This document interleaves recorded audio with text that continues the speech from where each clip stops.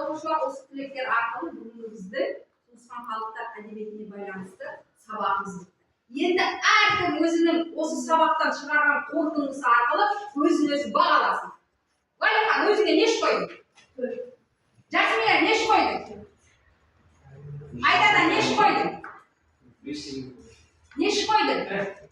Зухра, неш қойдың? Неш қойдың? Неш қойдың? Бес. Үш. Ендігі ақырғы әдісіміз refleksия, екі жұлдыз, бір тілек.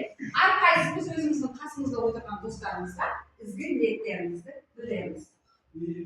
Маржан, бақытты қыз болып. Бай өтеді. Денің сау болсын. Жақсы оқуларға кетті. Жақсы. Алтымен амай сен бол, 100 жасқа келеді. Жақсы.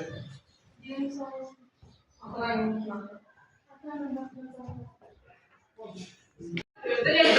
Әркім өзінің отырған орындығының астына жапсырылған стикерлер арқылы әркім өзі топқа бөлінеді. Міне сол топ арқылы біз яғни сыныптың нәтижесін анықтаймыз. Ал енді біз сендерменен яғни рефлексия, екі жұлдыз, бір тілек. Әрқайсымыз жанымыздағы досымызға жақсы тілектерімізді айтамыз. Досыңа қандай тілек айтасың? Бірақ сөз. Жақсы жүр. Жақсы оқуларға көз.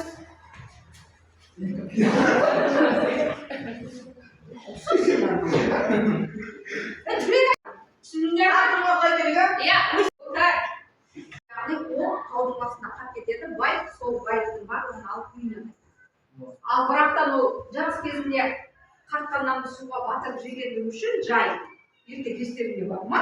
Баян көшірген есіміз біз ана жұманы ешіліктен. Демек? Баян туысқан халықтардың кірген ай? Жоқ, ол әлем әдебиетіне кіреді. Орыс болса әлем әдебиетіне. Туысқан халықтарға қазақ, өзбек, қырғыз, қарақалпақ, түркімен кіреді. Өзбекте ақыры сол бала түседі ме? Таудан түседі. Бал, яғни таудан өзін тастайды ғой.